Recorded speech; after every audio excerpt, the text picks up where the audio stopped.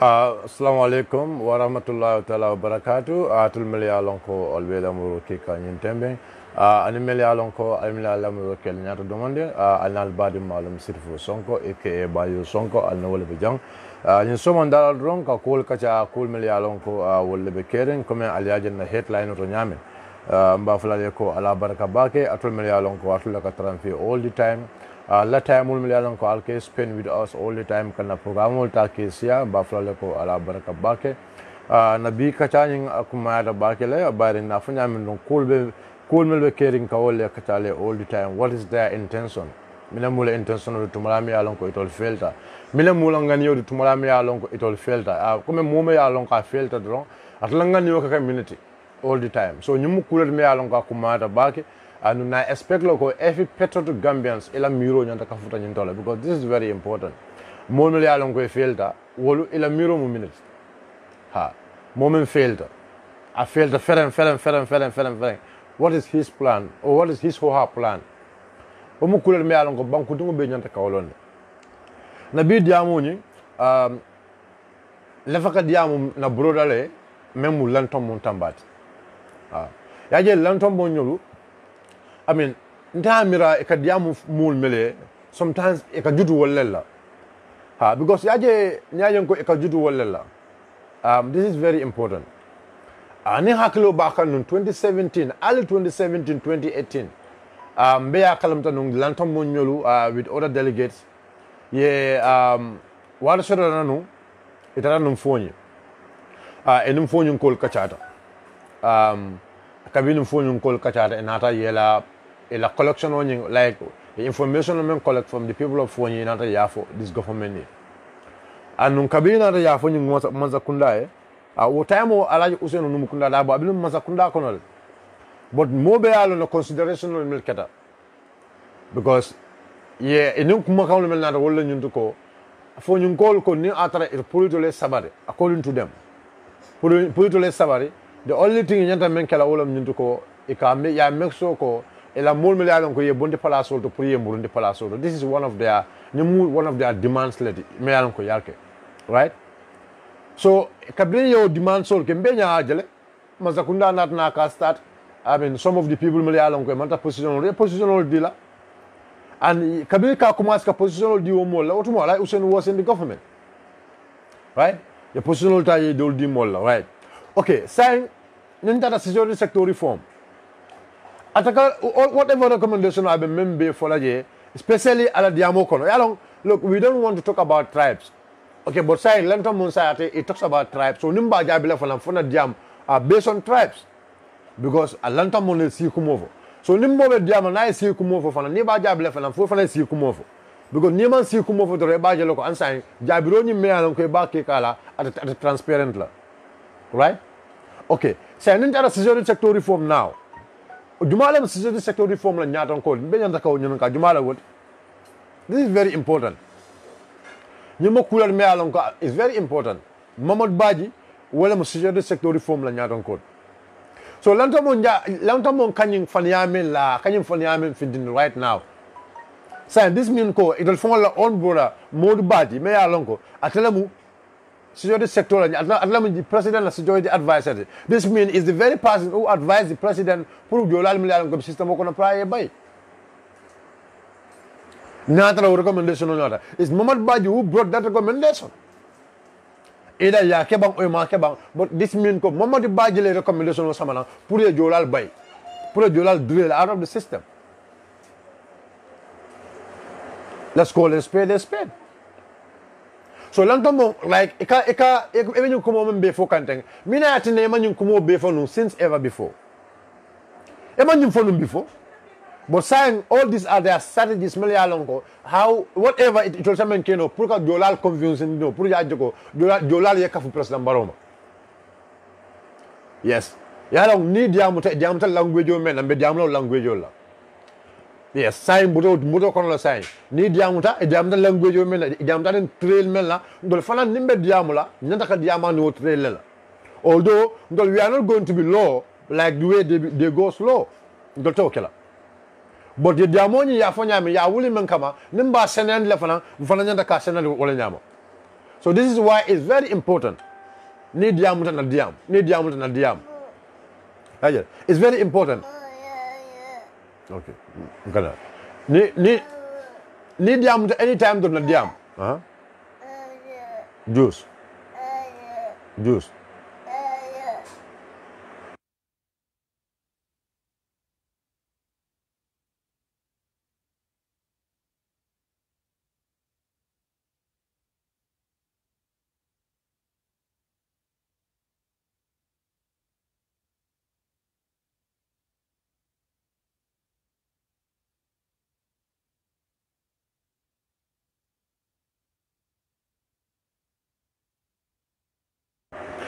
Guys, Allah ko boyin. Umuna dinno let it wrong.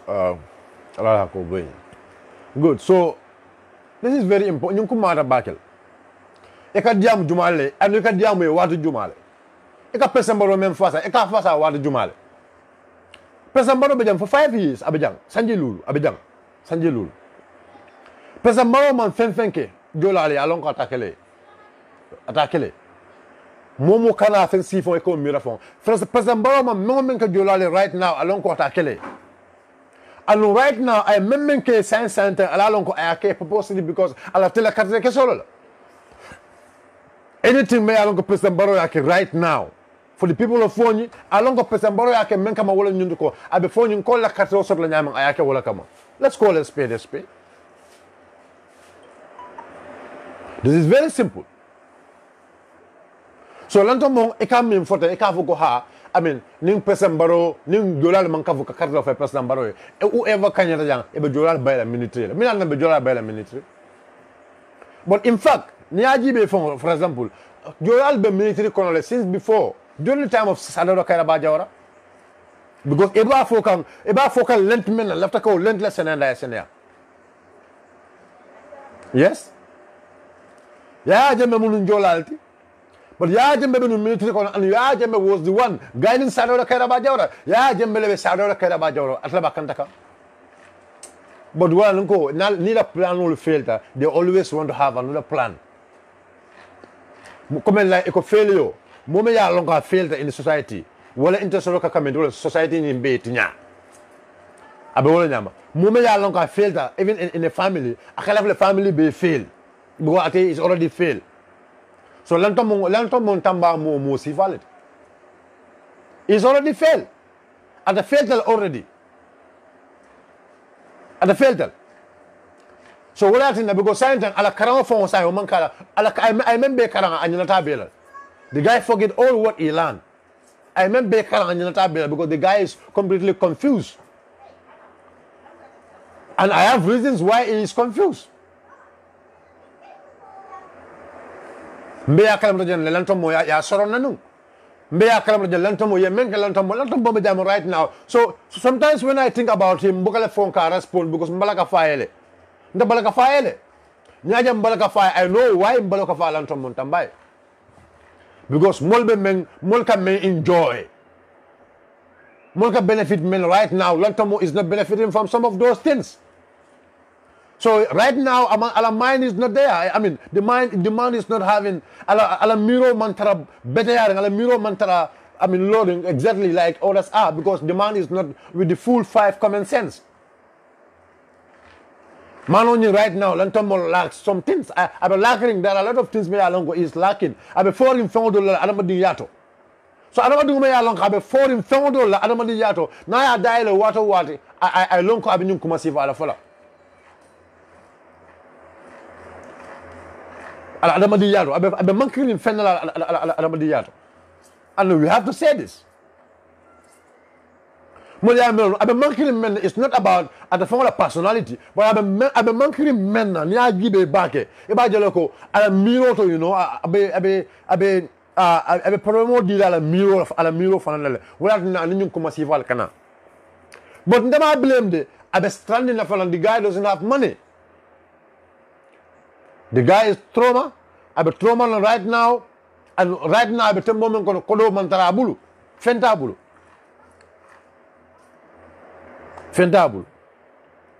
And there are a lot of things me alon ko mallevi kalo will be kan even GFF founder. yalo nimmo lafta pour que if you want to know the truth now lantom bon comment let's say ala adamaya ala ay promotion sur adamaya ala karola look ansa en kafale ay promotion on GFF le anala boss kaba mobe yo kalamta jenne lantom mon have a beef with kaba me ya longo kaba nyolle lantom monta ya samana wen kabiye lantom mon bonni prisoner kono kaba nyolle amako ya samana ya bulele timo kono just to help him. So ya alama ni ala lantom mon ko babala mobe ya longo walla amako ya samana ya bulele timo kono kaba ba nyol baga jamme nyol walla lantom mon samana ya bulele timo kono ya ga second vice president I don't know first or second vice president GFF pour at least because milakata right now amanta dokula amanta ka fensoro pour afanan be sodo kala diamond kabanyo la samananje but milakata the same land tombong because milakata come fale the man a loose some of the sense lale wala mo clear me along wala kabe kabaka like a GFF so land tombong no kumo mo na kawta and the respect I mentioned in the Jola community I'm also at all because the Jola community is not alone. This guy although ndole men suuteato ndole men jikeato anamu mente is completely different. So why na say in the Jola community the guy have no respect in the Jola community. I'm on respect of the Jola community right now. I'm on respect of the because the guy who he is I'm a moment will you all along.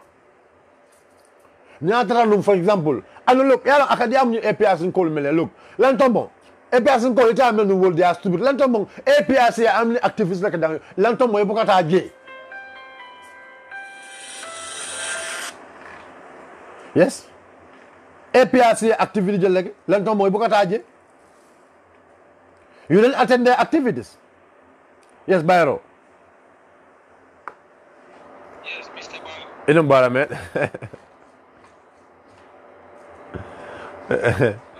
yes, in by memo in by ever journal. Yes. Good. Yeah, so yalo mediamu kan mediamu kan na brother la ko la lantom mo yalo na phone brother. Yeah, but ela ne do ko mantra fenga ka kam moy. No memo kan loud and clear. Okay, left to contribute quickly wrong ibela topic ko men kachagante. Good. Kufra le jando Mr. Bayo follow be la morla ni jibe dal be konton. Thank you. Program follow kan sante. Thank you. Yeah, made for coming out and thank you for your commitment. Thank you.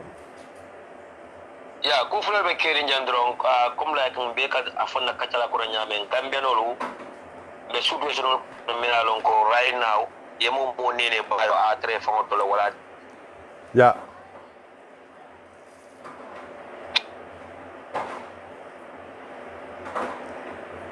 Sana be mo kana clearly.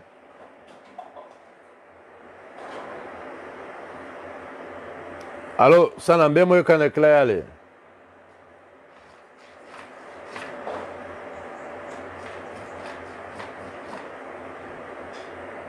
Allo, sana. Sana Kundutale. I believe he will be back. Let's try again. Maybe the Sana Sodla again.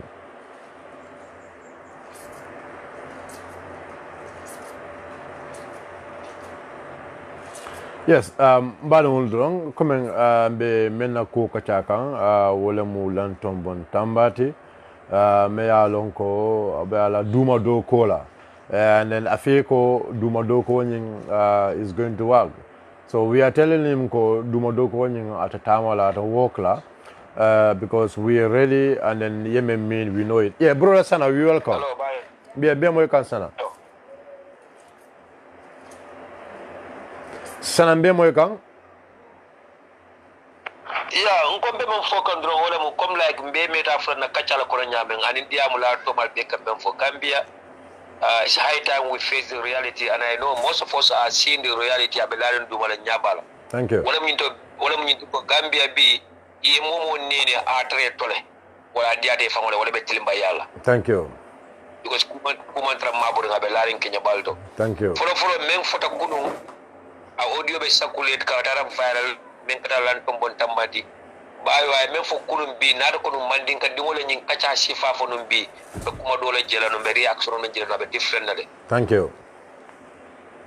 Na fi ko bebe daring the so called activism bebe daring ben ka fi ko Gambia len gis ñum bokk ci ben parti ñepp nga ñopi tek. Tak.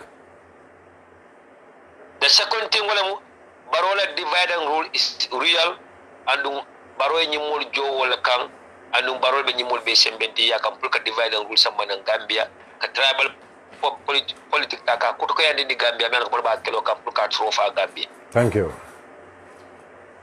Ko kili lafti de mala wala jando lantum bon tamba be to tatan nata ni maron bin sa foye lantum bon tamba is promise that ko nimbaro kanyata he will be the next CDS. Thank you.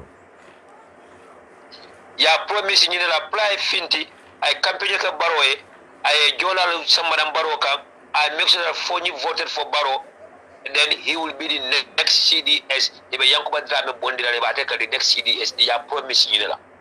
Thank you. And Lanton Tamba is not the only one who's been promised right now. Baro be more alonko mantra to itimal opponent to no.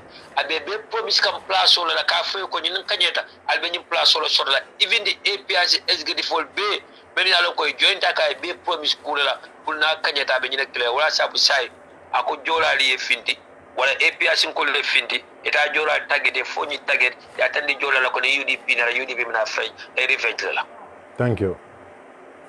So lantum bon tamba mantre dia abo kan de place ba dia mun ka nin kudo. Thank you. Yama for exactly wala mu a fairly even our own people are abandoned. Thank you. Right now, Thank you. Thank you. He's broke, he's lonely, he's been abandoned. Thank you. So sign tata kai kaiko. You will be the next CDS if you make us to get elected. This is why I go. He will go at all level, at all cost to make sure that Baro is elected and Njora be kept to fire Baro. Thank you. And not only Lantombo Tamba, Baro be Tandi Kamola, but government need to understand the same bio, not only for UDP, but for all governments. Baro kukili ndo laka satisfying in the Gambia B. Kukili wala ka kontona ni al protocol kono B wala mu yenalo anyatili wala yelo adabo net, yelo adabo castigate, yelo adabo attack personally. Baro feels happy about it. This is why all of them will do it. This is why Ahmad Babylon, instead of talking about policies and programs, instead of talking about what the tourism ministry can offer to Gambians, thank you. Every other politicians, but where are the civilized ones, the so-called ones, millions of Suman, you will never see them in this campaign. Nobody will see Maburi Njai. Thank you. Say Omar Faitaja in Temondo. Angara Itaja in Temondo. James Gomes Itaja in Temondo. But the minister Furin Mala use camp, when Samatalemu, Ahmad Balemu, Ibrahim Silalemu, and so on and so on. Yeah, Sana, Yaje, one thing left you understand. Lantom Monyol, la mission is not going to work. Nyajon call a mission to work. Sana, I have a very clear information. Maya Lonko. I just want to blow it here. Nalo neko mojama malon and mojama talona. And nina fojang right now, believe in me, people will doubt it, but billahi, if they go and investigate, I will understand that come for what the right thing. Ning information on me along is going to be no. It's good.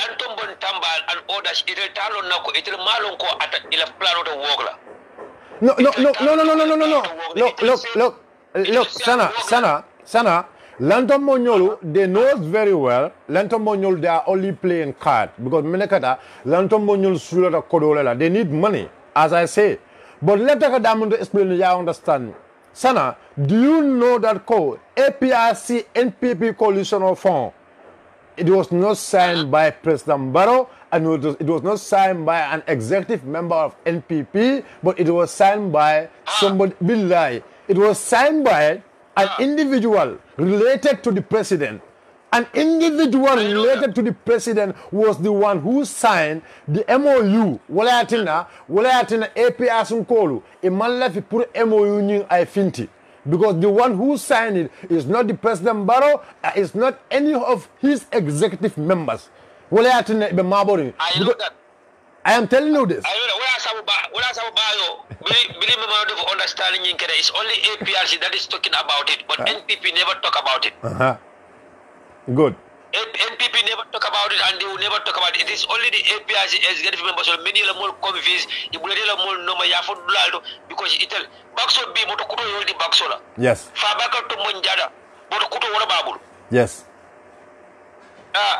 Thank you. Rambo Jada moto kuto wala babu. Yes. Duduja moto kuto babu. Yes. Baxo me alon ka tele kete promo na mu hede ko di itale kay ko tete place shot la man sa kunda ko no ja. Idano ka bantele APRC man sa kunda watinya. Yes. Ye moto dia nan ko. Yes. So, so at the end of the day, they know the type of person they have. Thank they you. know how desperate is Baro. Yes. Even right now, Bifado Kumba Henambi, she asked for 100,000. Okay. Yaje sana. Left the J financial lema. They offer her 50,000 to do a PR job. The circulation that is going around is false, but there's nothing wrong with it. It has already been signed. It is already in the pipeline. Very soon, I'll announce a PR job. Okay, sana.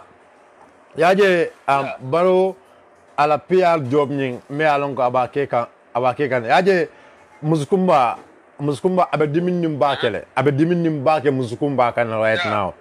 Yaje okay. Molba afokan na koya jole. Okay, I know she was paid before. But right now, Muskumba network is not paid. I want to make it very clear. Because Minaka da Kabrim President Barokata Tola, ya family. The only media house I am in Joe. Wolemu I Africa T and in QTV. Wole atina right now, Kerfatu Manta Kalanyin Tonin cover. Muzukumba network fana manta kala tonin cover. Paradise manta kala tonin cover. Nala hakilo bakang Paradise kala to cover la nung. Muzukumba network kala to cover la nung. Kerfatu kala to cover la nung. But this time minakeda Muzukumba network abe diamond abe kido rinne. Yalong sana Muzukumba network right now abe diamond to abe diminim baka kanne. Because minakeda UDP battle. President Barrow fana ye bato. So say individual million ko wala ka kolo di Muskumba network la editor wala multi million ko wala fon ya tinda fon ala editor is trying to force himself. You understand? Wala na nali ajibe right now ala editor la safero ala kala koros bang aka safero menke right now atafon la pejoto. We know. So say ba yo ko right Muskumba network say itolu ila safero mong wara bake. Saying ala kenno nying ala network ko sa ka severo ke wolto because kenno fanan atanim Muskumba understand Gamel could understand that Lamin Jai official is different from Lamin Jai working for Fado Network. Yes. Lamin Jai official is now promoting her own business. Thank you. Through Abubakar Jawara. Thank you. Thank you very much. To come against UDP. Yes. So Fado Kamara yalo no kon Lamin Jai be kere from Baindo la Jaba. Ko do ko ke kala ko so commento. Thank you. Lamin Jai official di. Thank you. At the same time aka propaganda do ko fa na Fado Kamara but right now it can be foten toning is a different thing. Toning is totally different. Fado Kamara have reached out to State House pour ay do ko ke nyini through pour ni election mina during the election period on kala December ka. Yeah. He reached out to them. Yeah. Sana. She asked for money. Yeah, no, she asked for money. Look, I don't, Sana, I just want to be very clear here. Yaje Muskumba, manta fia fonla. Nali along dimingu bala right now. Believe in me, I'll take a la cartofo. One double of cartofo jang. Ya family. Muskumba right now abe dimindim bakele. Muskumba abe dimindim bakele. I am telling you this.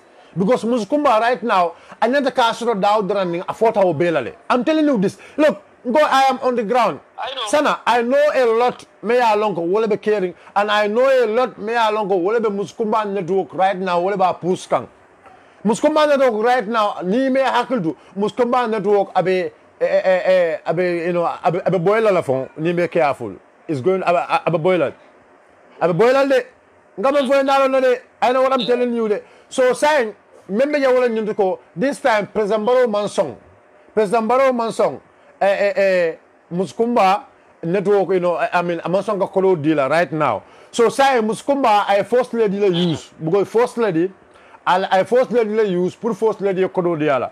I know an individual meya lonko billahi wallahi tallahi first lady nyol ya commanded an individual I know the person first lady nyol ya commanded through Sidin Jai ataraje ina sid ina kachata kabi ina kachata ye menke wala nyindiko anin president be kachata chew pour ayna kakafu NPP ma kabi ikachata already katabe banding kola first lady natana ka $30,000 sega kadi amarila. This is a person Meya Lonko is very active in Facebook.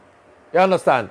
I don't want to say which party the person is or whatever because I mean we have to keep some of these things. So ika Kodol Meldi I know a lot. Ika Kodol Meldi. Yaje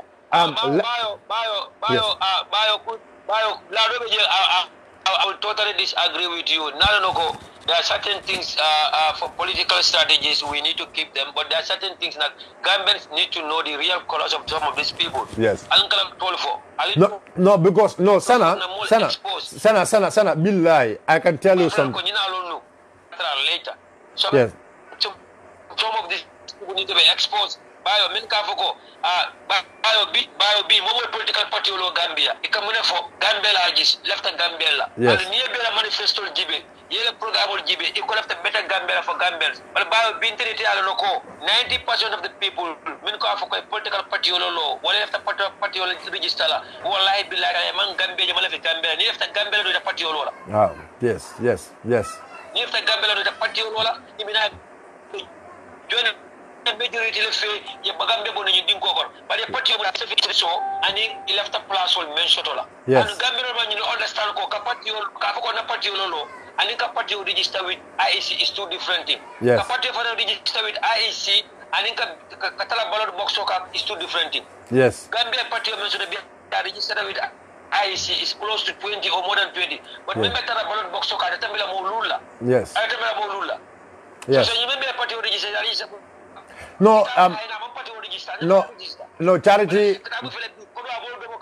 no charity organization no they are charity organizations alon sana de buka fo e parti yo alon sana kakala fo nyule parti yo sana imam gambeje and yalam the thing is that the moment they went and register with IEC later on bondi I party registration announced I color for I ombre I motor for I everything for yeah, office that will register and they will be.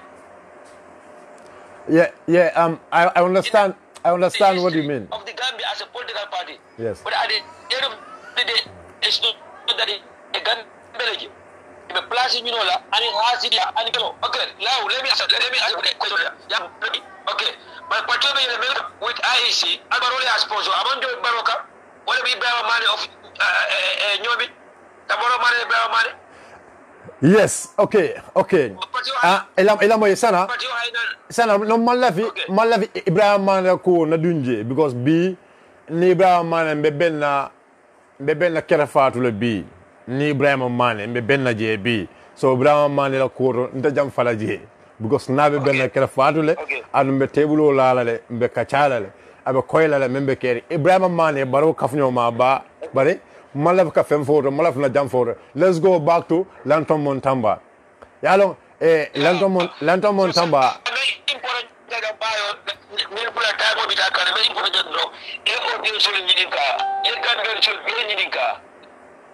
thank you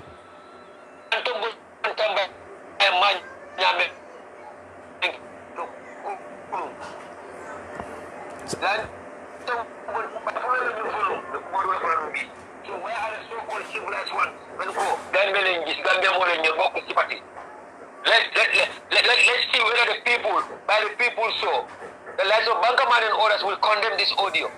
Thank you. People like Musa Jen, people like Fasamba Jaukot, people like Ansu Jagan and others, many countries sitting in platform for whether they will condemn this audio. Yaje bankanyolu sana for the interest of the Gambia Amantra Diamukan for the interest of Jola, like, as he claimed, but I'm Diamukan for his own interest because he's been promised that he's going to be the next CDS. Good. Good. That's it. Yaje sana, yenye memfo, nyina mtonyati. Lantom Montamba, Amantra Kadiamu on behalf of the Jolas. And we have to make this very clear. We have very decent Jolas here. Now Jolas senengo lesoto mele alonko ibenyim banko kang.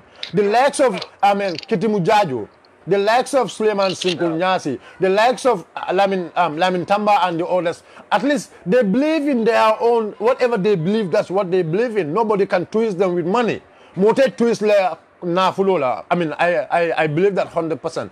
So but lantomo na kuobe nyame ntlafa mena fo mbale fay fanang ninko mbale fay amego ko mbale fay ka fendial ela mo don sana ela mo don mavo mbale fay ka so fenna mavo mbale fay pour ka so fenna donc mbale fay because the guy is completely going abedamonto the guy is almost is in trauma abedamonto abe confusing ne abedamonto it's like abe lantomo ngata male but lantomo I mean dunia mantara diar ngai malum fali understand because sana you know what I know. You know what I know. I don't want to go in. I want the favor from you. We know that thank God we want to say something and we don't want to base our stories on speculation. But again, just give me the information. Brief me on the information. Now, for the bio, we need to call out these names. Gambia positionment to be in Syrian time bomolaka. We cannot take anything for granted. Okay. We cannot allow people hiding behind lawyer, activism, journalism, all in the interest of economic so the Gambia damage can work about left a couple of the mola. Nima mento for no, a demola and be told for it. Okay. Nyaje sana nyaje manto for jang. Nyaje manto for jang.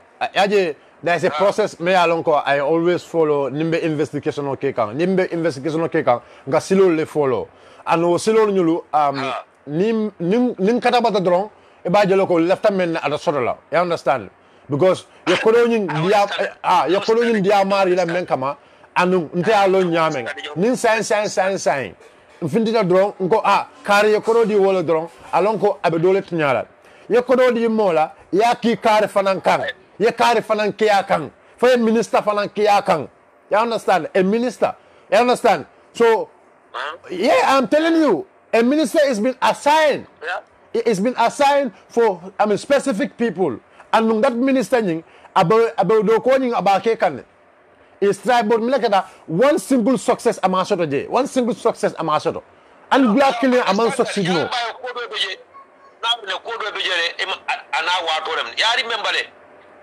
this is some time ago. Na for the program ko na live when bela mo kan iba remember ko baroye molki mama kande kanonu uli ta mama kande dal in manka bankunda ay min ki mama kande kanu na for njan ko fulan ke bala me group of fulas men nan ko ay jokuro la beta mama kande approach dia mai pura ina ta baroka wala mala last year to nyinti juri ngala last year to thank you okay during that show na fake a call by surprise. MC Cham Jr. Yes. Damn it. Just I want to get my facts straight. I get this information that party leader I told him Baroye Mol Kila party leader can it for a negotiation on Sabala join Naka. Well, he was honest with me. He's not aware for it. It was a news to him. Like I was the first person who told him that. Yes. Okay. I totally believe that being an executive member of GDC, he should be aware of it. But political Murako, it was a news to him. Okay. But say,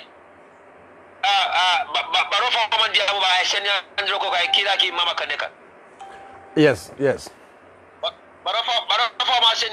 Intention was to make Mama Kande the vice president. Mama Kande Sontanaka. Yes. Okay. So, that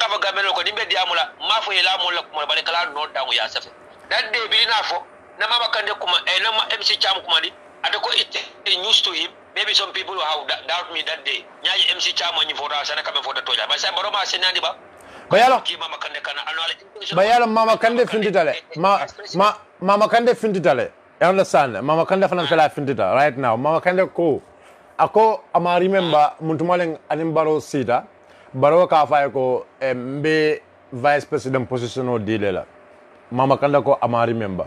Okay. I remember a time before Barrow being a president when he was the flag bearer of UDP.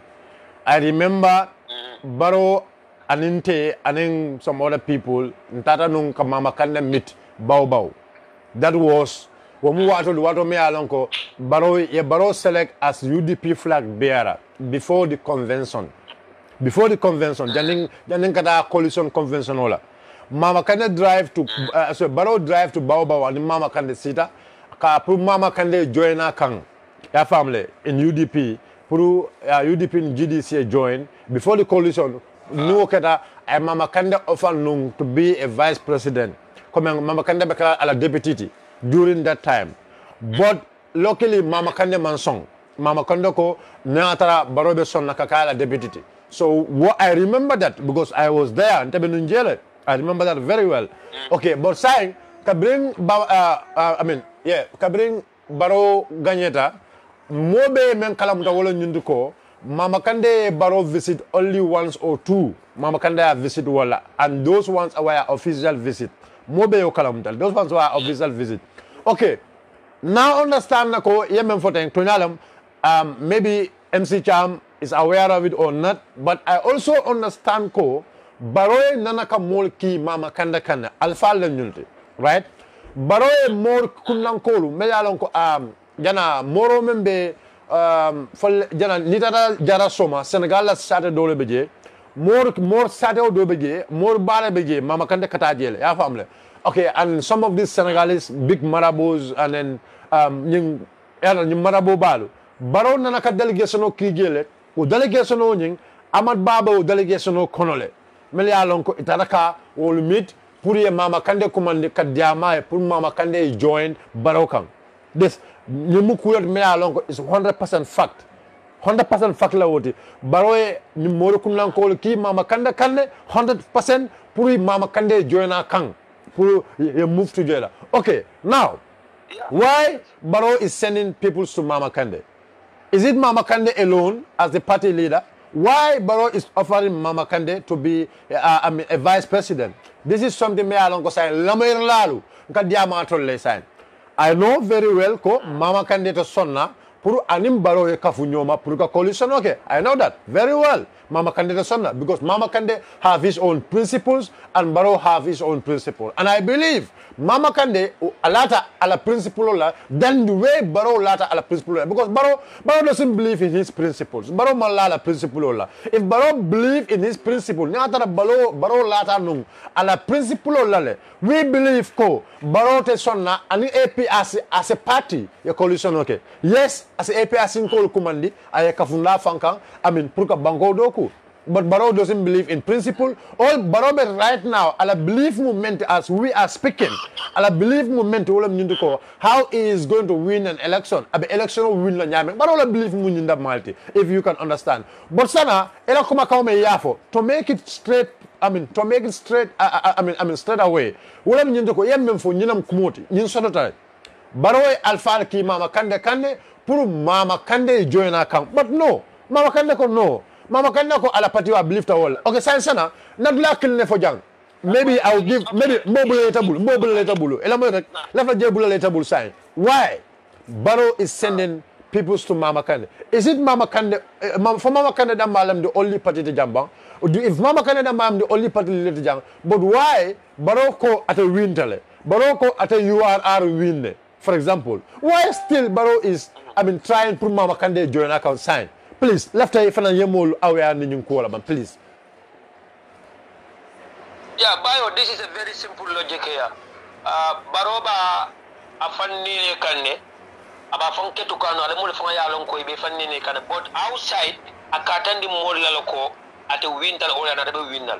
But in general, we know that Baro is desperate. Thank you. Baro yaloko APRC ta winni lano. Baro yaloko APRC soro nyawonya, that's not enough with him. Nimbaro Mama Kande follow sodo no. And amani APRC lano. This is why ala force effort kada mne no Mama Kande sodo no. Thank you. But anka bi anyina mutako with APRC naraka nyawonya ankabi ila coalition with APRC is fake. In reality, it's fake. Thank you. Nothing is real in it. Thank you. Thank you. No. Thank you. In reality, you want to go with Mama Kande. Thank you. In reality, I believe that Mama Kande no. In reality, I believe that Mama Kande sa sabuna te kanye. Thank you. And in reality, fana, I you know ko Mama Kande ni UDP be side la wala ni Mama Kande ni UDP side do is done. He's finished. Thank you. So ako Mama Kande kana suta UDP, Mama Kande kana ta fire, Mama Kande kana suta mo Mama Kande na teya. Thank you. But I Mama Kande kanu, wala Jimaran Kolle kanu, wala Gambia kanu, wala he want it better for the Gambia, ani. Thank you. Okay. Sana. Win at all cost. So Ferrol men fanan city danu, puluka amuta kwata be kanyi lale. Ay jikol so Carol men bela, will break a tinyal sutan intil. So side he would be using desperate means. Thank you. Alataka registration on konka kasunya roge. Thank you. They have constitution apata kasi wata pala ya waka. 1997 constitution amrodi favor o backfire taka. Alwaja mala mutan ko abina ko favor be backfire taka. So sai baroko Mama Kande the kanalama APRC the kanalama and Baro will go after all this mbojo party men yaloko. Gambia ta ko ni jog why some place no tal ni jog. They all want to have a ministerial position. And ko kele be wala kata jang wala min ko ay jam fa make UDP le wunda manual. I don't find men sitting in a dangerous area. I make a UDP. I mean, being in a place or I offer a place or place or table. Or Macabo table or place or table. I'm asking, but he would offer everyone. One of the Mama can offer a vice president. I haven't been promised vice president. I said to the promise a vice president. One position of the moon will promise that. CDS, one position of the moon. So Atada the Drombaro is desperate and with action and he will use desperate means and he will do whatever it takes. Yeah. Lieutenant Kala and Lieutenant again. Okay. Yeah. NPP ko to be win kan e ka wala fo e ka wuru wala. Isa alaji bambo moy baro dorom. You understand? So these are some of the things Melialon ko e katara wala keka all the time. And if it is right now, I mean, Ibetola, it will come in for, it come in in the mole, short videos, it come in there, come in Nilo, the Karala, your crowd, Ninjibo, your camera, Dibindakang, you understand, you worry, Kavago, Baro is winning. Okay. So now let's say, Kalamena. Neatara Baro Filco is winning. Say, Minatina, a plan solke, or Minatina, you miro bela. Pourquoi Honorable Lawyer Hussein Dabota can stop not to be a flag bearer of UDP? One, Lieutenant Kalajan, I know it's not possible. I know Honorable Lawyer Hussein Dabota flag bearer who is 100% inshallah. Men so stop no walam ala quote. Memo ala quote walam sayadi or nyama. And jikata alato alabo jam fandil inshallah. Say, Lieutenant Kalajan, if Barrow believe that Co is winning, if Ahmed Ba believe that Co, yes, Barrow is winning and the Co. Why they are so desperate about Honorable Lawyer Hussein Dabo now? Because you are winning. And you are winning. Ndolbe policy wife leka. Ndol bukalo Lawyer Hussein Dabo bukalo kabaro karakacho. Akalo akamemfo baroma barola character akawolefo. And because again Barrow is the president of the republic sign. So now even me follow ko into that. Right now, if they believe that they are winning, why attacking UDP all the time? Thank you, Baro. Mayo, this is a very good point and a very important question. But you can fool some people all the time, but you cannot fool all the people all the time. Yahweh. Okay, good. And you go, a fool always think that everyone is a fool. Thank you. Nai. So, mina sabu, ni tele crowd sort of daming, crowd matters. But you UDP crowd so the crowd was in matter, crowd was in count. Thank you. The man for government can cross about the NPP meeting okay dawoda. It le crowd is that day crowd like crowd is very important. Thank you. The UDP crowd jama so the crowd was important. Thank you. This is why they will all go on Facebook to come on distract. Thank you. But you kuma claim for it. And it about it about control. And the black baro wa fila tele ya kuma se bilim banyu fokko ya muta nan combo. Thank you. Baro fitara bakau. Make last minute to bakau. ala interview ko da ko bila fitata bakaw ay harmadu waje bakaw ako wala atandala ko abe kanjelale. Thank you. Wala baro ya ko crowd matters de. Thank you.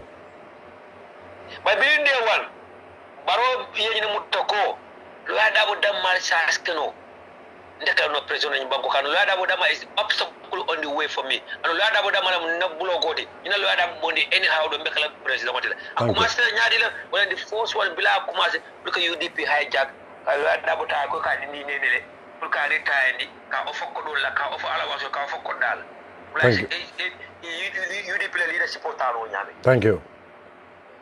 We will be filter. We need to second attempt won the draft constitution on boycott lale. Na 1997 constitution samana. Because 1997 constitution we will have ban. Thank you. But we will have I am the first constitutional lawyer in this country. And I know constitution more than anyone. We will have diamrako saya ada masabari no law. Thank you. I had to do bakau. Allah wala atandala ko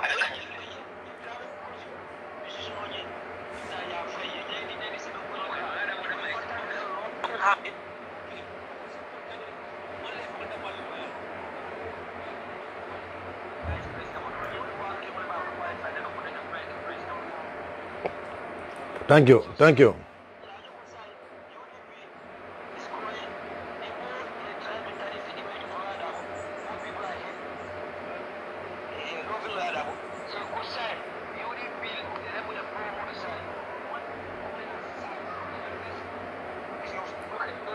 approach look at inquiry with APS no the sitting government and incumbent government doesn't govern a coalition. Thank you.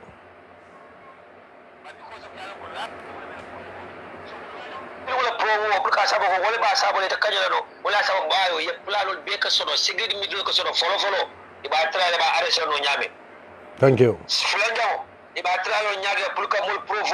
UDP Nkole Kamfa, UDP Nkole Keloge, the state of emergency declare election on postpone. Thank you.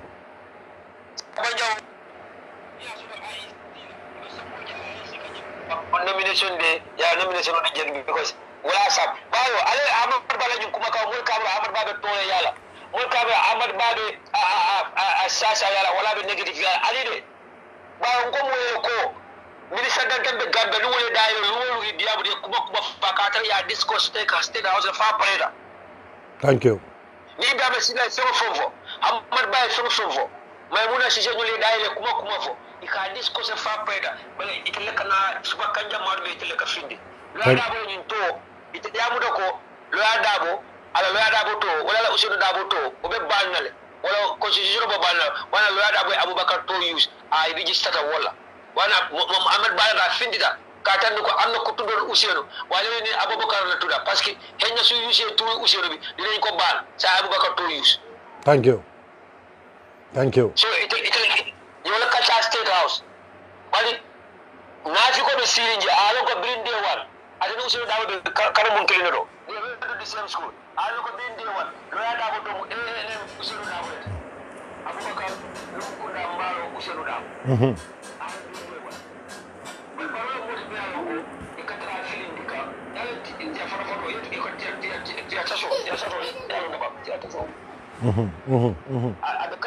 Kandirin Duma, Santo de Sumaya, Diabra, Sumaya, the Yabuta Yadumakon. Barobonia, but you go Jamfantumo. One Labarum Jamfantumo. I will go killing for Jal, even in jail. And I am Sekaluta Jana, Mama Kandi Promosola. Bilal Mama Kandi approach you, Prana join Baroka. Prana Mama Kandi connected to the Pukaja, Mama Kandi Jabimunela. A Kalaka Jamfantumulti. Yes, 100%. Abukala Kumaka lie, Abukala Hirotimandi. Like 100%. Aku mole melaka waratele. Abuka Kumaka Kola Kamuta. And that's it. Nani Jaka Mirako, Aku Barabara Koda from Colonel Port election Kadimboro Timasawi. Thank you. Thank you. I'm telling you for Thank you. Sabu, not the confidence of the local. None Lahido, none Danton Loco. Mama Kando will be the last person member of joiner. And Vice President Yata Sabula Baro join. Position Tasabula Baro join. Prota Sabula Baro join. No, Mama Kando love the Gambia more than Baro. Naloko Mama Kane is more sincere than Baro. And Naloko Mama Kane is more honest than Baro. Thank you. Yeah. Binu Lada Omolo, you the people soro. You going to cut off Baro ni Mama Kane, I will give it to Mama Kane. Thank you. And I'm for the same thing. Yeah, Sana. Baro is so desperate. Baro di APRC lata nyoka nyaonya. Gambe patrol bill lata nyoka nyaonya. I don't know ankabi Lord Babutela, UDP Babutela. Sana, Janimbe Bulala Falang, this is a very key important coxon me along left the Kenyan and Kala. Sana Niajibe ila campaign kono o orantela diamo to Sam Bake. E ka menfo wala nyundi ko ni UDP mansakunda nata emina joro la. Okay, left the Kenyan Kala menna. Honorable Usain Dabo, he was in the government. And Baroka follow nung ako. Chances will be the Honorable Usain Dabo, and in fact, Usain Dabo was almost in control of the government. Akawolafo. Look, Akawolafo, right? So Niatara, for example, Akamemfo, Animbi Kamemfo, Baroya Memfo nung, for example, coming Kavogo ha Nimasakunda, UDP Masakunda. Okay. So UDP Masakunda me alonko Akafo nung, right? Okay. Saying Niatara Wolman Joroke. Wolman Joroke Kodi. Imejo. Say Yamira, Mina Atina B mina be candiling, Mun Candila be Duma, Canome Yalonko, Wole Atina, Eka Findi, Eka Famoleko, Ha, Nalia Cato di UDP la, ni UDP Masakunda Nata Jang, Ebina Jorola. For Baroka or UDP Masakunda Memfo, or UDP Masakunda, for Minum, I mean, left the FM for $400. Bio political strategy. Thank you. A political strategy means to go. Bao Muli in Parvo Karule. Moli UDP Karule. UDP is an institution, it's an empire. More be a DRM UDP, the UDP could be in Kono. So, sign the political strategy may use a wall. Gamino Alnafo, UDP Masakunda, the Canary Fengela. Minority Alnafo, UDP Masakunda, I look for a plazola. By one of my sources. Maybe in the state commander in State House have one time told me this that the main reason why you jungle so die is someone else army kono kotenge your uniform will be the kotenge pulling the army staff you believe in the and will catch the minority like Janko the UDP Masakunda nada all the minorities in the government national armed forces will be removed. Most of them will even go to jail. Your strategy followed. You follow the soldier Kundala follow. It is a police Kundalo. It is an immigration Kundalo. It is a security sector. This is one of the main reasons why reforms in the security sector has never taken place, and it will never take place. There will be no reform in the security sector as long as Baro is the president. Because I can attend the security forces. I tell minority members, and I tell the security unit. UDP must have a revenge. Iburo Kotenge, I as businessman or commandi. I saw a command from URR, and in full community Murakoyoko, UDP Masakuna, Nisi, the Canary Ventula. At the APRC in Kolo, I let Niloko, Ushadabu is the one who is behind the TRC. I keep believing in it. I come down, for UDP in Kola, run away Loco, Mkumba Kalanya, double Monso. I meant for them by Fosse. I meant for my Munasi Dabwe. I meant for Fabu Saye. I move for Alcal Conte, Mukambi plus Kari dealer, Dabo Manso. And one lay double on Katambi Barora. You move Kendall to know. If you have a project for Dabo, you go, no way. You go to Teninte. Balbao Muntumala Loada was Yoda, or a Sinaji Loada Borako. Akafu Baro, Baro needs successor. Gamble be succeed in a patio melody, but need filter. Gamble be feel a little patio melody. Akusinya Jilaka Baro advice against certain things. Baroka Sona backfire Baroka.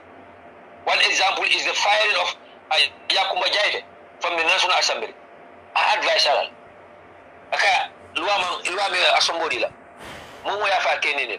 Baron refused to reach it. Bilabe State House. Ikamina for Nyoy. Baro. Nijim Parmo Beja, and you Mamboja, left a minute as Sotola, left a minute as no more than Kelano. Because anytime Baro wanna do a crazy thing, wanna act otherwise, now double advice in Caro, in double fire joke, change ala kanu ko dawo min fa wala tonya but many baro soram the license alcohol containol the chief protocol officer alaji siseñol by then and so on they want dawo out of the way because to them dawo is obstacle on the way not only pour baro ka president but pour corruption of fanya tama Sana, you talk about corruption. Corruption is very is one of the key in Barrow's government. Right now, there are a lot of pictures natalolu jama babe circulate kang in social media and with a letter me alon ko abuda banyon city council and now understand is an authentic letter. Katandi ko Barrow Masakunda ye almost a billion Gambia kodo billion ya dundi banyun renovation o men kono me ya lonko ema tenda ninko tenda wala ema ke nyoseyati banko dungul tema comme banko dungul ye da dungato me da keje ema woke ye contrago sikale single handed ya sika ya di Hadim Gayla. Okay, nunko Hadim Gay pour que ma koy don pour be ko nyin ajabo be sonya ale bulu nyame Hadim Gay ala nyajibe ala origin is a Senegalese about Tubale Hadim Gay about Tubale right but another Gambejang aka jimbo wafo ke anin kani munko wafo and some stuff in the market sera kunda banyunu konom so Hadim Gay another na ala sise bar musuma futu ala sise bar musuma men ay men futu wonat na ala jinata na ka katandi state house la anin sol bad nyole nyolong so atatra contract ndi sota wol bulu because na contract go soto aka draw back ko men di wala so Hadim tata wala ko afana ya fanson company yala but Hadim mankaran right Hadim man fellow about engineering so Barrow not na billion contract ko di wala but say lafte ñun kala men foy fellong go billion contract ko to ban billion contract ko me yalon ko bi bañun ko be kumbo kan billion contract ko ñina koto lafte fem fo banko dongole e salon exactly I know a lot about that billion contract and all that billion contract goal men man ka Hadim Gay fontadi but ba yo ka ta fo na da do wala na ko makelo mo ko jam ko den wala mo ko Gambia bi ni momo nene atare tole wala tawntale wala be jawyala an ni jawyade yefane jawyaje mo jawyaja karda mel kasaro le ali erob de be kuha surtout men be siri Gambia sa do ko bayo ni ma fa UDP gaje jarama nende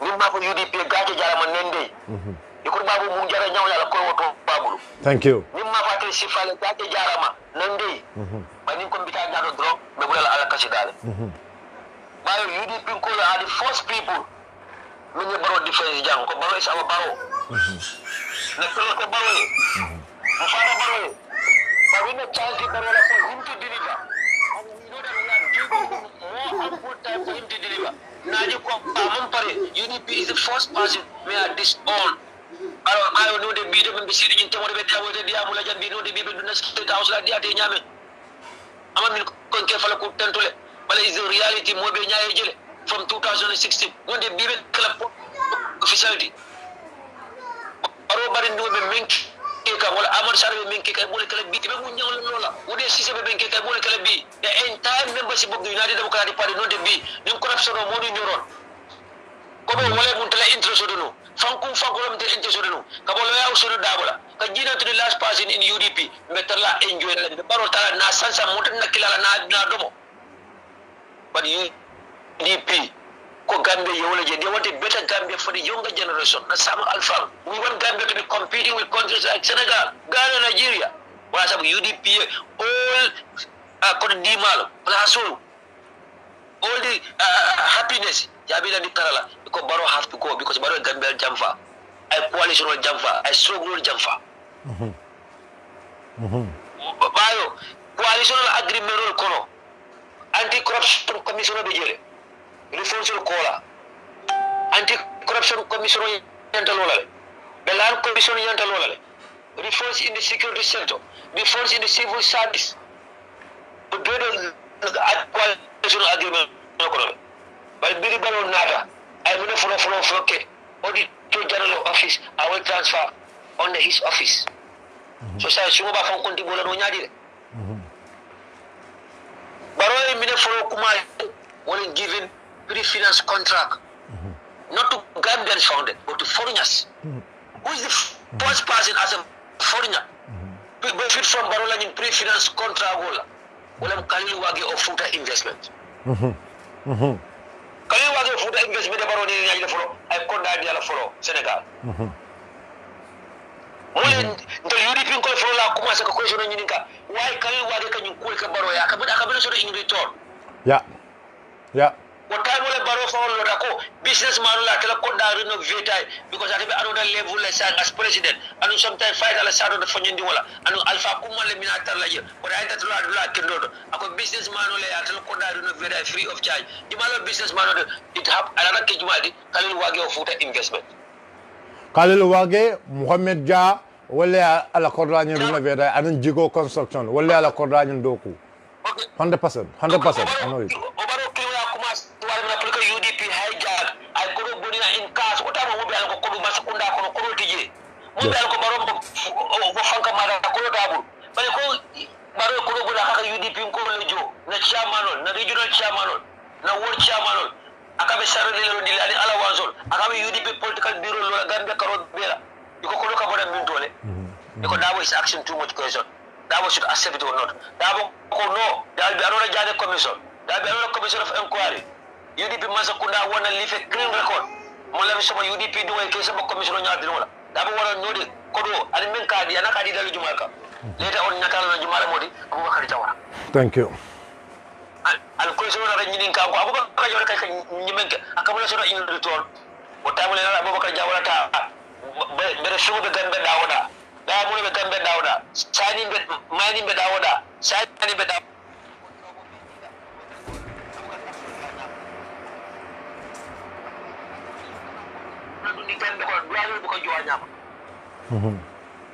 Baro da ko ga dara juma ya Hadim Gay namla o story bla ba sa kala mbe ajira ko Hadim Gay approach nyabe who is Hadim Gay a Senegalese how did he got connected to Baro for ya follow through Alaji Cisse Alaji Cisse mare illo let Hadim Gay kilo after giving him a $38 million contract ba ñu jibabe nyame and the same again they want to give him some contracts no sana before the Banjul Banjul rehabilitation the first contract Hadim Gaye Mendogu wolamu ka vice president's quarters ka je renovate aranka bongoloje for the Senegalese soldiers police sustain oje Hadim Gaye that was the first contract I Mendogu but before Hadim Gaye because Janning Alaji Cisse be Hadim Saman Nanka introduced one contractor go Sirif Sar.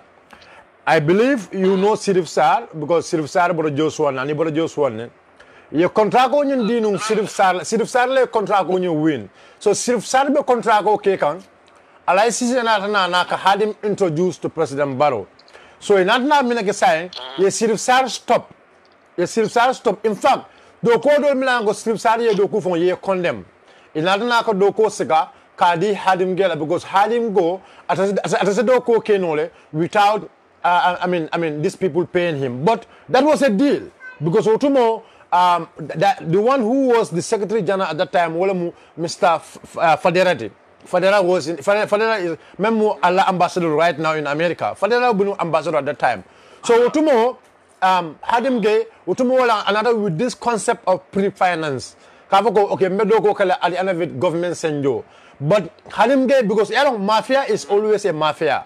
That was the time Hadim Alkumas Kadoko Kabring I want to do Doku Abanda Kodange, Akoyoko, I can also do pre-finance, Puka State House or for maintenance. Or pre-finance co I will because Hadim knows and Alaji Cisse knows there are a lot of contracts coming. About Latina Kabring, China new palace. Yalo new palace me Yalo State House right now. That's a new palace, Yemeloje. China la sponsor. Okay, na ko financial kadi Hadim Gela and then the entire state house president Ladula Mobe Hadim Gela abedoku go to momol ka foko ha ya jembe pudarol ke I mean air conditioner on la hadim gasol hadim gele a bedog. So this is how the guys start getting money. I kodo soto wole nyama I bangarantil soto through those projects hadim ge start ka wuli wole nyama. I mean from the beam kono, and let the Gambian people know this one also. Look Sana, we know a lot. Na fendema bala long. The funny thing is that but the funny thing is that all these contracts that you mentioned, yes, 90% of all those contracts, they offer cheaper. 100% keeper. 100% keeper. 100% keeper.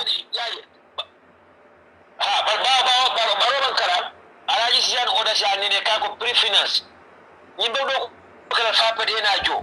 I don't know in 10 years, but I know 10 years of a man, I didn't get halfway. 10 years of a man, for I didn't get start asking for his money. Yes. Go. International organization. The ambassador at large, I remember what time I security offer to the president, free of charge, at your own risk. Faru Sise, the ambassador at large, came from Norway, from nowhere, another. Ako at a kodo offer the government ko jenda jar sipa ala fani ala fasu ko ndi men abona angate an wonna da ako at battle jolale bari battle be jolale ya tel release atel yeta because Baro is now to another level. President Eleglemo, they need professionals and more qualified people. But what time of Faru Sise at the ambassador at large afana be dulala bendi kanu wala ay dula yele mi alon ka foko ka money transfer le kaji pipeline, but that office is just by name. This is how he also get his brother connected to NAWIC and won a contract from NAWIC. Who can NAWIC supply with generators? Who can talk about No, Fatsise, Yara Ate, she's the proprietor of Immediate Money Transfer. Immediate money, yes, he's the proprietor. Okay, but along Fatsise, actually, Fatsise, Abenundoko Kekane, and her business was booming in those days before in Barrow's government. Her business was bitaka nyamale because Fatsise, I do go and start doing it. Model phone Benoit company today, those people have their own. No, they were. No, Sana, yalo, it's not, I'm not coming, I'm trying to defend Fatu. Fatu Sise with Barrow's government, Fatu Sise, I think aboitele, Barola government, because another federal nata, Puru coming, Afanambe, another federal nata coming, Afanambe opportunities to Nyame, but unfortunately, she was totally, failed by the President Manaka Hati, President Manaka, but she came with her own plans actually. You managed to tell the Gambian people, many have failed. Yes. Well, I failed. Okay, what happened was Fatu, Kabirin Masakunda Falenta. Fatsise is one of the investors men follow nata ka join Barokang. Nyagibe Barola Korda member Yarambamba. Fatsise nyole sirangol sangae air conditioner and the likes. But I want to make this point clear. Wole miyindiko Fatsise fanang amanga komeng adamala ka fengo samana in those days. Fatsise ning a one man ka ekaba Jagana is the proprietor of Jevin Money Transfer. And the entire money transfer unit. Because FX Bureau, Otumo Batata back ya jembe bule ya jembe. Sometimes $1 sang in high rate. Nia sang ya jembe kawula la national dollar dorong. Akaf central bank force put $1 la price ni put down.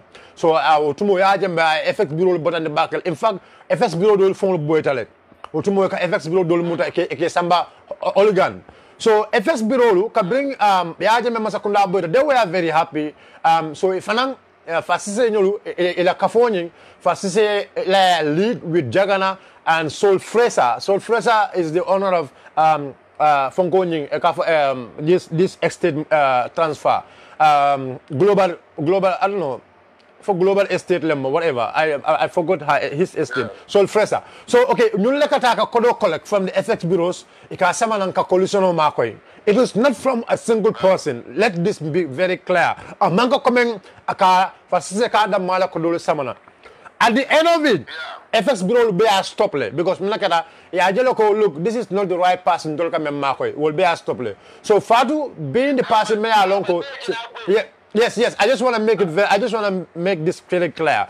Fatu kada mode may along at a studio at a back sign. At least studio at a new be the sign. Okay, Fatu opportunity men sort of William Nuntuko. Fatula brother, Memo Ibrahim Siseti. Ibrahim Sisi appoint Marco someone introduced to the president, and Ibrahim was appointed as the secretary of cabinet, and Ibrahim is the secretary of cabinet up to now. And one of the brother, Memu Yankuba Sediti, me alonko abenung guy pale before. So Yankuba appointed as the permanent secretary for investment, office of the president. Yankuba Kewodi. Yankuba was there, and Yankuba later went to Russia. As the deputy ambassador, Kabrim Boat and Bodaje, and then unfortunately he have an accident there, and then he was recalled back home. Okay, Fatu, Kabrim called me caring, Fatuka, aka Otumo FS Bureau be below the science, and Fatu start investing her own money to try to look for opportunities. So Okono, the only thing Fatu mentioned Fatu was able to be a board member of NAWEC, Akata board member to NAWEC. So I'm a board member now, but I think for now she's even right now. So for to try opportunities, may I long being a businessman, I mean, so that at least as I mentioned, it goes actually she's a Gambian. So I try a business sort of a man a business sort of no President Barrow Bulu. You understand? Because I don't see FNDR. But okay, still now they are the same people. Maybe MPP Kuru Kang. I have to be very realistic here. Fatunyol le multi-million long, will be MPP Kurukang, will be MPP Balundukang, will be Cold Beke NPP.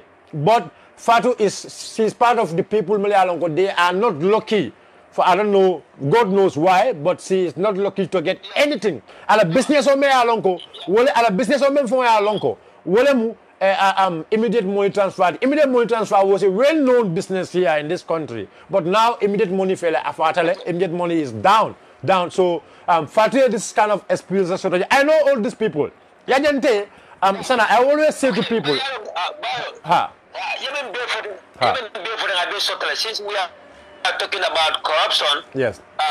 Fatu nyol bayo ale ni mo be duwa don duwa ni na do momo alma ale jo ngani yola Fatu ale ya jo ngani yola. Yes.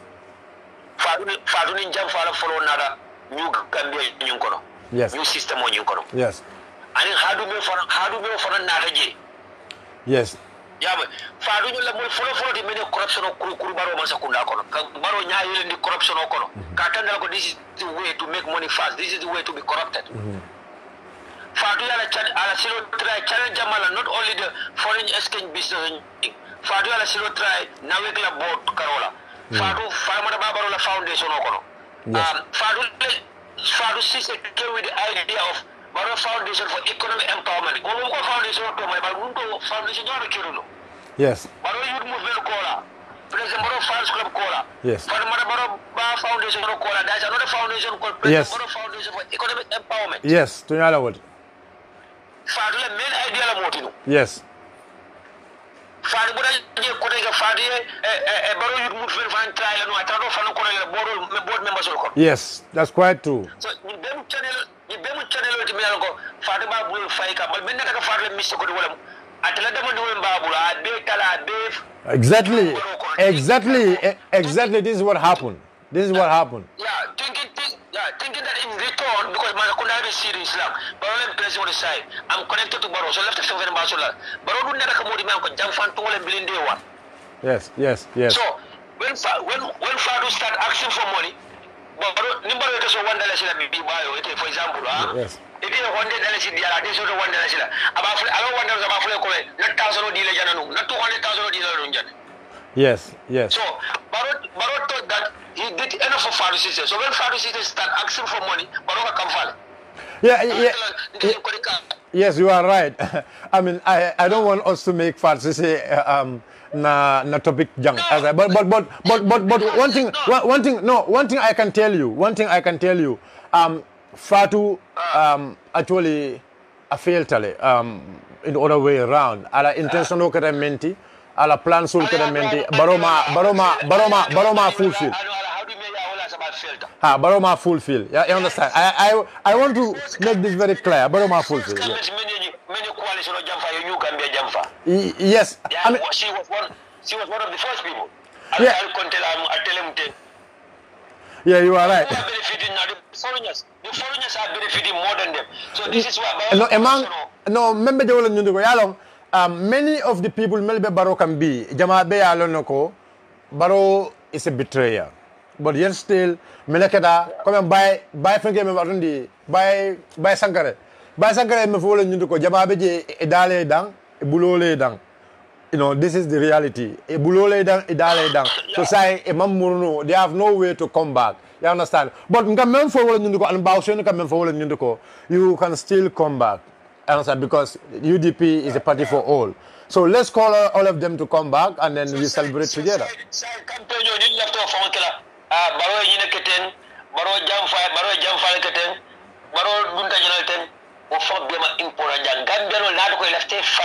Yes.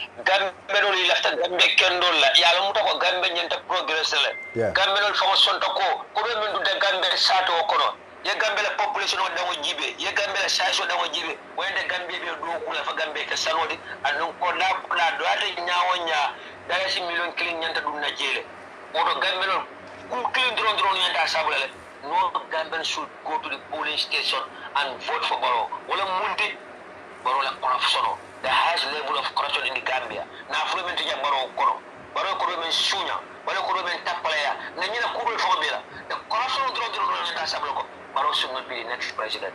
Nagamelo le fonyininka COVID-19 kudo men dama dum daga besato kono. Wada may gamelo dañi ni la gamelo balondile. After COVID-19 fana Minister of Finance Magui Njai fana lota ako karana no kono 5 billion dollars do moda Gambia from January to April of 2021 ako 5 billion dollars do moda Gambia. Orunda Gambia mentole. Na gamelo le fonyininka Gambia be duari nyame looking at the size of our economy, the number of the people in the country. Does that $5 billion make any impact on the Gambians?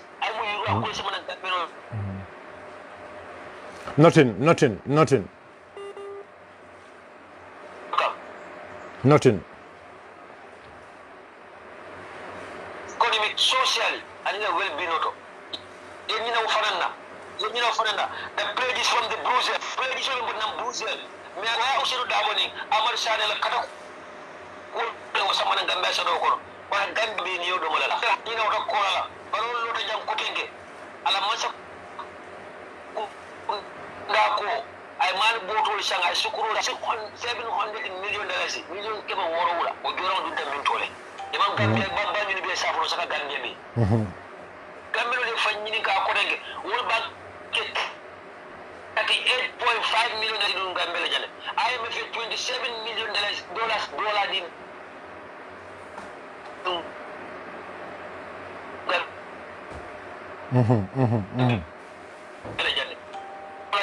Gambero la femme ko dum moto ko na tata ak dum protocol ko ye boso lo ni makar squala ya yeje o boso ji mala li Gambia ma sekonda toki o boso a nyaka lo kan ba o boso yo le kay yet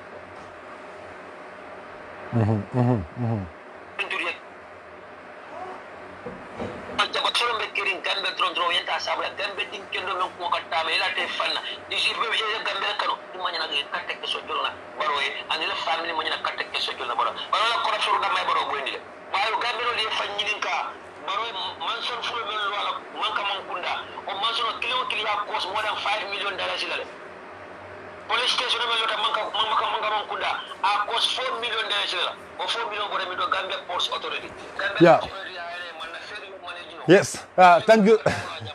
I know, Sana. Thank you very much, Sana. News Fanamfela printed right now, a breaking news, and it's going to be a concern for every one of us. Pruntol be chow.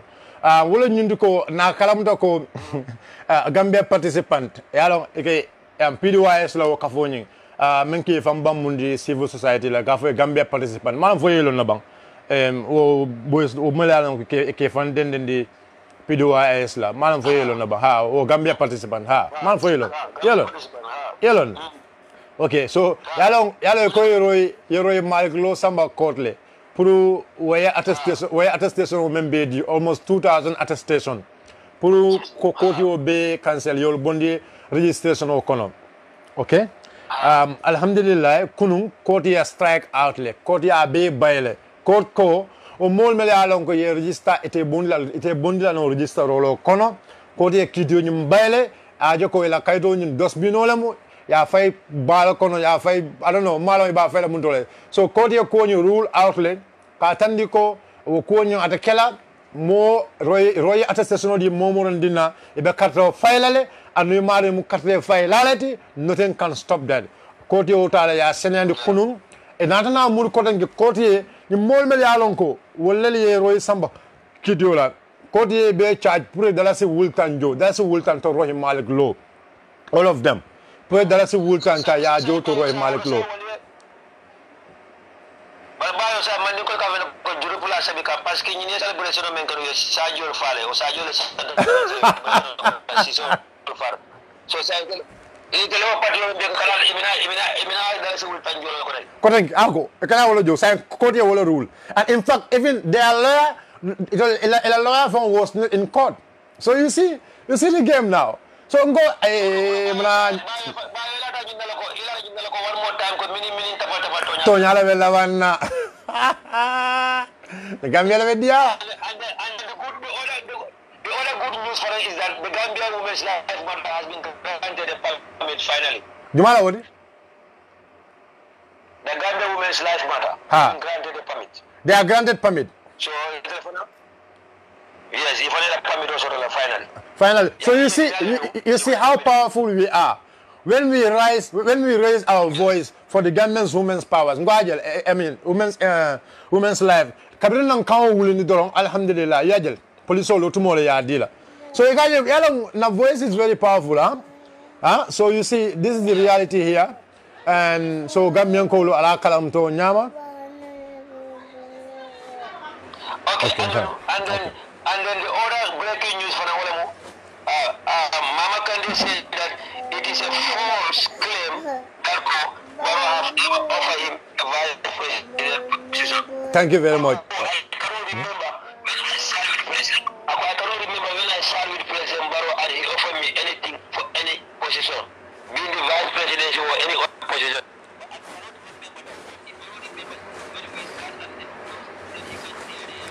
People don't know where I have sat with him and what we have discussed or when he offered me the position of a vice president. This is what Mama Kande just said. Wow. Because in 4 hours time to start to do my show. Yeah. All right, brother Sana, Abaraka Baki, thanks for your time. Abaraka Baki, Kontanta Baki. Yung kumandi ye dabula yung kacha kono, somanda kacha londorong, but bidong ba fule Abaraka Baki, thanks for your time. Abaraka Baki. All right. Thank you. Mbadi muna komrileti, brother Sana Jaju. Tabi USA le mbialon le be kata cool me ke kan to mba fole bro Sana Abaraka Bake for giving us your time alma ale jom mbadolu we're gonna stop the show here by time of la montage. I have other engagements to do otomba fulale ala Abaraka Bake alna la bro le be jang Silfo Sonko aka Bayo Sonko alno wole be jang ala Abaraka Bake diamole ma kolyatale nyata na kuma fojang me ya lonko amange tonyati al sala hako boynye is never our intention o manken na intentional moment all the time wala mintu ko ka kuma fale ko me ya lonko wala be mbi na fala oto ala Abaraka Bake na kacha bi na londi men kan wala mu lam tombon tamba be ya lon jumalam lam tombon tambati tamu molti me ya lonko amunun so darolti Gambia banko kanjang bari ya jambe ya solonu because mele kata ye sobo soto nu ala karola ko abe mol kono me ya lonko e mu kudeta la letunu o kamale natna na kalantom monta ka solon kabiya solon solon ko la abelun solon ko inatna kabula kabriya bula o kono anatana na ta ka dundi GFF kono abo GFF fanan kono je wala mulmul ya dundi je no fanan be kelo la ñu watin wala min lan tombon tamba wala modme ya lon ko adiamuta ay kuma kam men fo wala ñundu ko ako ni atara UDP man takunda nata ako be jodo ala bondi la military ya kono le bayre ni ya jako wala silo de silo me ya lon ko e se jolala forcé no pour ya 4 fa président baroye to mala me ya lon ko ya naful jama million jama ya woleta président baro bulu anala kafo mol mumo be oto na jako afuna mu kule me ya lon ko senya da bake plus na ka fale atol me ya lon ko albel lamoy kan an me ya lon ko emina kal lamoy koma ka jako ndoltel la min tom monta jabilanta diam la ko to bake bonna mellon wala ninto ko kodole ba adiya mundi kan oto ala baraka bake thanks for your time assalamu alaikum wa rahmatullah